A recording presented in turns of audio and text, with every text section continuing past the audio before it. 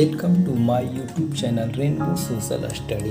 आज मैं 10वीं क्लास के अर्थशास्त्र के पाठ 2 राज्य एवं राष्ट्र की आय के बारे में बताने जा रहा हूँ।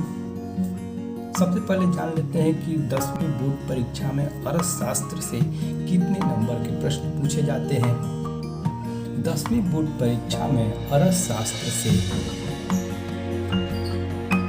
17 नंबर के प्रश्न पूछे जाते हैं, जिसमें 9 नंबर के 9 वस्तुनिष्ठ प्रश्न होते हैं, 4 नंबर के लघुत्तरीय प्रश्न होते हैं जिनमें 3 प्रश्न आता है और 2 प्रश्नों का उत्तर देना होता है।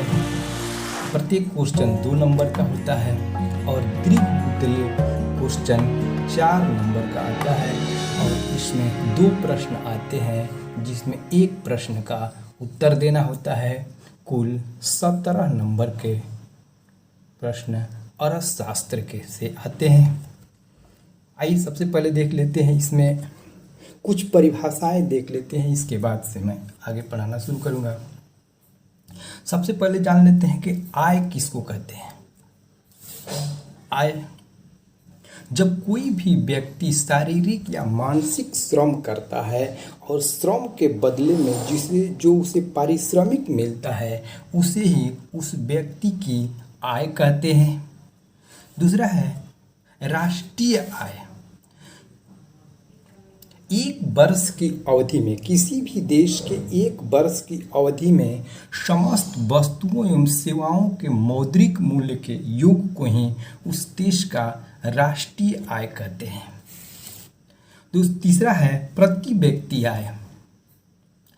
जब देश के कुल राष्ट्रीय आय में कुल जनसंख्या से जब भाग देते हैं और जो भागफल आता है वही प्रति व्यक्ति आय होता है।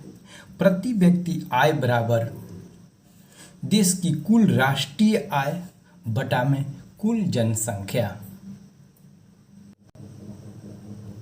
इसका पहला प्रश्न है, भारत का वित्तीय वर्ष कहा जाता है। भारत का वित्तीय वर्ष 1 अप्रैल से 31 मार्च तक की अवधि होती है। दूसरा प्रश्न है, भारत में किस राज्य का प्रति व्यक्ति आय सर्वाधिक है। और भारत में गोवा राज्य का प्रति व्यक्ति आय सर्वाधिक है और गोवा का 2006-07 में प्रति व्यक्ति आय 54,850 रुपया था और वही 2012-13 में इसकी आय 68,757 रुपया था। और सबसे कम राष्ट्रीय आय वाला राज्य बिहार है और जिसकी आय 2005-06 में 6,610 रुपया था और वही बिहार का 2012-13 में इसकी राष्ट्रीय आय 28,313 रुपया था। तीसरा प्रश्न है, बिहार के किस जिले का प्रति व्यक्ति आय सर्वाधिक है। बिहार के पटना जिले का प्रति व्यक्ति आय सर्वाधिक है।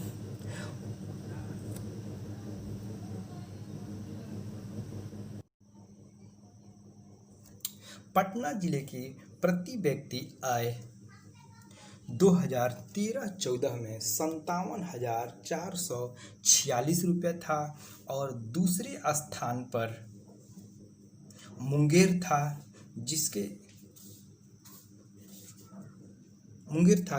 आय 21,019 रुपया था। और सबसे कम राष्ट्रीय आय वाला राज्य बिहार का शिवहर जिला है जिसकी आय 6,209 रुपया है।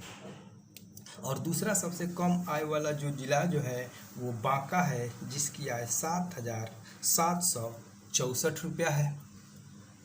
चौथा प्रश्न है, बिहार के किस जिले की प्रति व्यक्ति आय सबसे कम है। तो ये शिवहर जिले की प्रति व्यक्ति आय सबसे कम है और जिसकी आय 6,209 रुपया है। 6,209 रुपया है।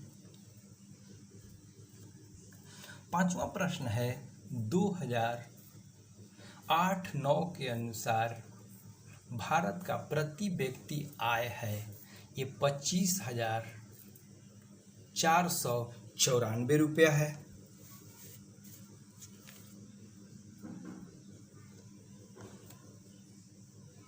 छठा प्रश्न है, बिहार की आय में सर्वाधिक योगदान किसका होता है? तो सेवा क्षेत्र का सर्वाधिक योगदान होता है। सातवां प्रश्न है, बिहार की अर्थव्यवस्था के प्राथमिक क्षेत्र का मुख्य अंग है कृषि। कृषि बिहार की अर्थव्यवस्था का मुख्य अंग है, क्योंकि झारखंड के अलग हो जाने के कारण बिहार एक कृषि प्रधान राज्य हो गया है। आठवां प्रश्न है, राष्ट्रीय आय का अर्थ होता है उत्पादन की साधन की आय। जितने उत्पादन के साधन होते हैं उससे आय जो होती है उसी को राष्ट्रीय आय कहा जाता है। राष्ट्रीय आय मतलब होता है किसी देश के एक वर्ष की अवधि में समस्त वस्तुओं एवं सेवाओं के मौद्रिक मूल्य के योग को ही उस देश का राष्ट्रीय आय कहते हैं। नौवां प्रश्न है, भारत की आर्थिक समस्या है निर्धनता एवं बेरोजगारी। निर्धनता एवं बेरोजगारी भारत की आर्थिक प्रमुख समस्या है। निर्धनता या गरीबी किसे कहते हैं? जब कोई भी व्यक्ति अपनी प्रचलित आय से अपनी न्यूनतम आवश्यकताओं को पूर्ति करने में सक्षम नहीं होता है तो व्यक्ति क्या होता है? निर्धन या गरीब होता है। और किसी बेरोजगारी जो कहते हैं कि कोई किसी भी व्यक्ति को काम के इच्छुक व्यक्ति को जब रोजगार नहीं मिलता है तो वो व्यक्ति बेरोजगार होता है, या उसे साल में 180 दिन रोजगार नहीं मिलता है तो व्यक्ति बेरोजगार होता है। 10वां प्रश्न है, राष्ट्रीय आय का सृजन होता है उत्पादन की क्रियाओं द्वारा। उत्पादन की क्रियाओं द्वारा ही राष्ट्रीय आय का सृजन होता है। 11वां प्रश्न है, भारत की राष्ट्रीय आय का सर्वप्रथम अनुमान लगाया था दादा भाई नौरोजी ने। 12वां प्रश्न है, दादा भाई नौरोजी के अनुसार 1868 ईस्वी में भारत की प्रति व्यक्ति आय कितनी थी? 20 रुपया थी। और दादा भाई नौरोजी ने भारत में सर्वप्रथम राष्ट्रीय आय का अनुमान लगाया था।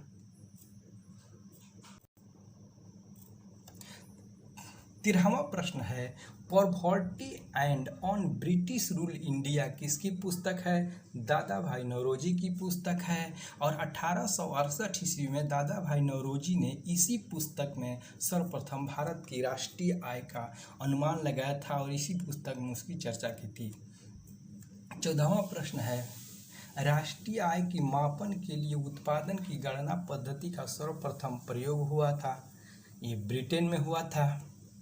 15वां प्रश्न है, हमारे रहन सहन को प्रभावित करता है प्रति व्यक्ति आय। प्रति व्यक्ति आय हमारे रहन सहन को प्रभावित करता है, और जिसकी प्रति आय अधिक होती है उसका रहन सहन क्या होता है, और ये उपभोग व्यय भी अधिक होता है, और जिसका प्रति व्यक्ति आय जो कम होता है उसका रहन सहन का स्तर भी निम्न होता है। 16वां प्रश्न है, किस राज्य का प्रति व्यक्ति आय सबसे कम है?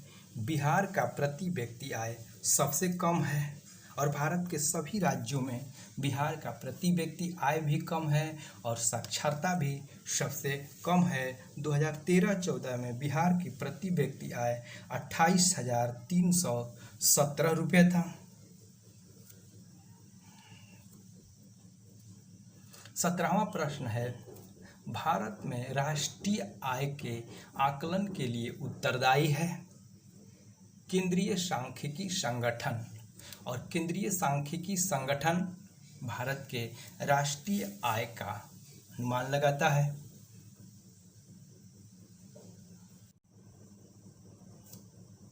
18वां प्रश्न है, गरीबी दुष्चक्र की धारणा की किसने बताया था? ये रैगनर नर्क्स ने गरीबी के दुष्चक्र की धारणा को बताया था, और ये गरीबी को जन्म देती है, और ये गरीबी के दुष्चक्र में एक बार व्यक्ति फंस जाता है तो उसके निकलना मुश्किल होता है। 19वां प्रश्न है राष्ट्रीय आय समिति का गठन किसकी अध्यक्षता में हुई थी? ये पीसी महालनोबिस की अध्यक्षता में राष्ट्रीय आय समिति का गठन 1949 ईस्वी में किया गया था।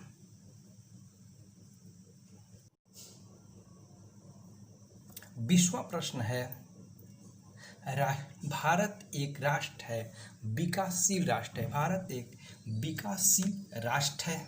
21वां प्रश्न है श्रम का पारिश्रमिक होता है मजदूरी श्रम का पारिश्रमिक होता है जब कोई भी व्यक्ति शारीरिक या मानसिक श्रम करता है और श्रम के बदले में जो उसे पारिश्रमिक मिलता है वही उस व्यक्ति की मजदूरी होती है। 22वां प्रश्न है पूंजी का पारिश्रमिक है ब्याज। पूंजी का पारिश्रमिक ब्याज होता है। और 23वां प्रश्न है भूमि का पारिश्रमिक है लगान। 24वां प्रश्न है किस देश की आर्थिक प्रगति को मापने के लिए सर्वोत्तम साधन है? राष्ट्रीय आय। राष्ट्रीय आय किसी भी देश के आर्थिक मापन का सर्वोत्तम साधन होता है। 25वां प्रश्न है राष्ट्रीय आय की धारणा के फॉर्मूले में y बराबर c प्लस आई में y क्या दर्शाता है? y राष्ट्रीय आय को दर्शाता है। y बराबर राष्ट्रीय आय नेशनल इनकम होता है और c उपभोक्ता